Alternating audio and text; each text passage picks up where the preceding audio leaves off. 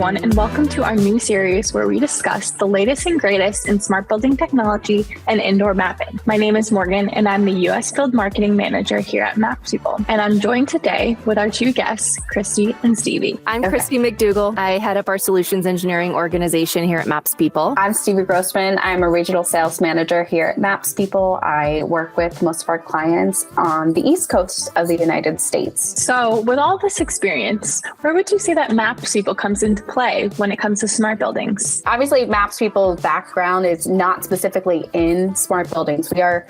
We are ultimately not a smart building provider, right? We're not talking about sustainability or some of the other topics that might come up when you think smart buildings. But we do provide smart building technology that enables organizations to maximize the value of almost all of their existing and their future smart building investments. So we're seeing our clients and we're seeing the journey they're on and how it's evolved over the past couple of years. And they're talking more and more about the smart buildings, and some are even striving to have the smartest building in the world. So speaking of smart office, what are you seeing in regards to the trend of getting people back to the office? We do see some organizations who are really pushing to get their employees back into the office, and they're setting up the roles and the guidelines and the structure that's needed in order to get their employees back into the office. Tracking attendance and badging and setting up different roles based on the teams that they're on. And it makes sense, definitely, for certain industries. Right, for industries that have a high attention to security, it makes sense why you would want your employees to be there. But one thing I think that is different now is that the 2023 workplace it has to provide a reason to be in the office, right? Yeah.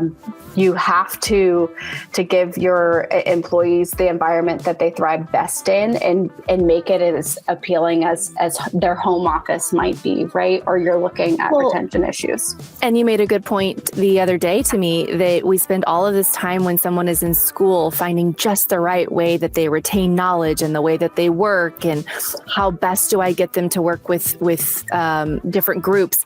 And then it just to date has fallen completely away after school, and you're thrust into this workplace with this cubicle and this conference room. And you talk a little bit about how you're seeing that shift to more of the school way of thinking. Yeah, so you think about different learning styles, right? And I know I'm someone going through school, I needed a focus area. I couldn't have distractions. And I think the open floor plan and collaboration and getting to hear your coworkers on the phone and things of that nature, that used to be the trendy, most important thing to do. And now I think we've shifted to also considering the other group, right? People who don't want to be in a collaborative environment, people who need those focus areas or people who need certain spaces for non-collaboration, right? Yeah.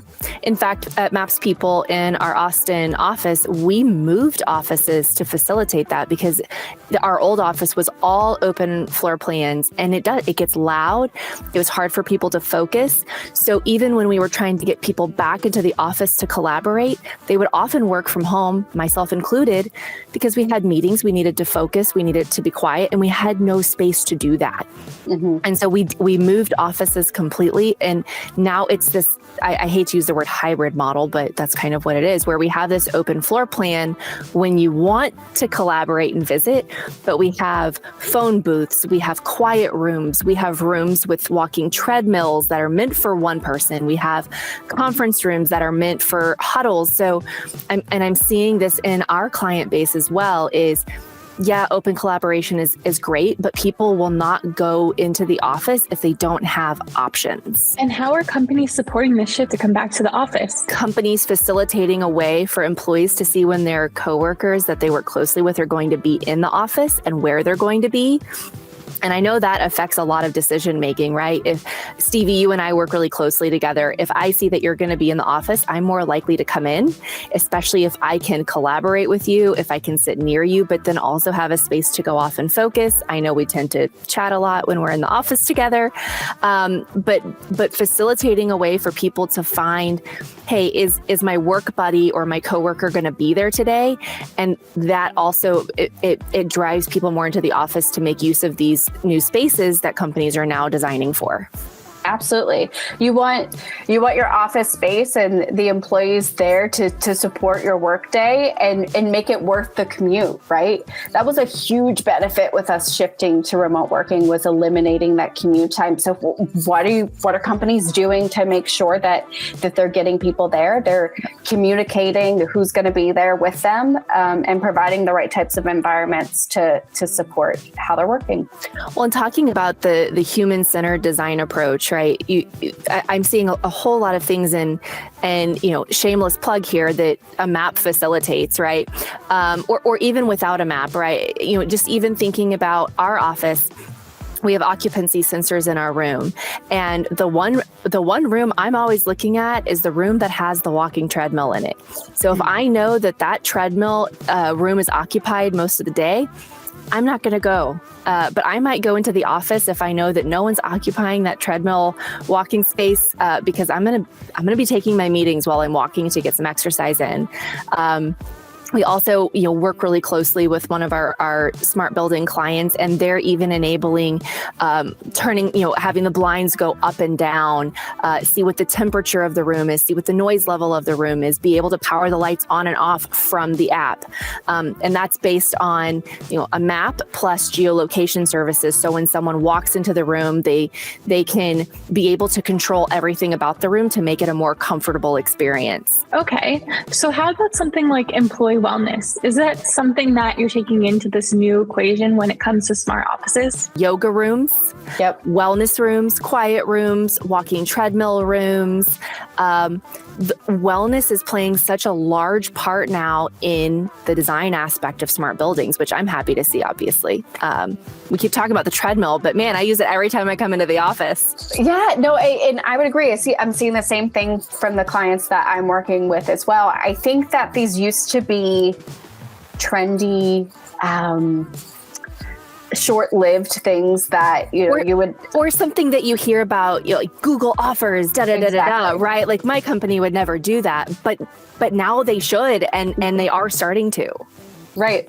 Even just having the ability to, feature the different types of wellness areas that you have, or the things that you might have, or feature the things that you may have already had in place for years and years, being able to bring them to the attention and the availability of these different employees who are working in spaces that they had maybe never saw before.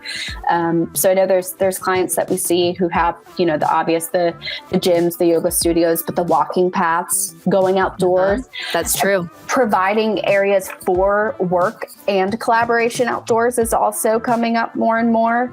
I'm even starting to see wanting to track campus bikes so that people who are coming to the office but want to bike during lunch or want to bike across campus to another building can see where the bicycles are.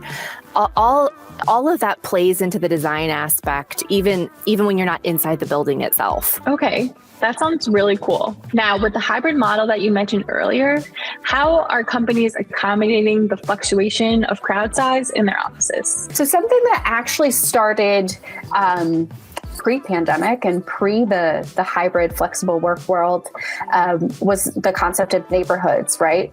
Having a particular section of the office being dedicated towards a particular department and giving those employees access to those areas. So we've seen neighborhood take off in a brand new way. And then obviously we've seen flexible seating within those neighborhoods or across the building take off even further as well. Enabling employees to actually book desks and workstations for the day to ensure that they have a space to be in is even more important. And then having the flexible spaces themselves, right? The types of furniture that you have in an area that you can move around, or walls that are opening and closing and changing the actual geometry of an area is coming into play even more when you start to think about those days whenever you have to be prepared for everybody to be in the office. There's occasions will definitely come up. Special thanks to Christine Seavey for chatting with me today. And if you'd like more Getting There with MapsPeople content, please subscribe.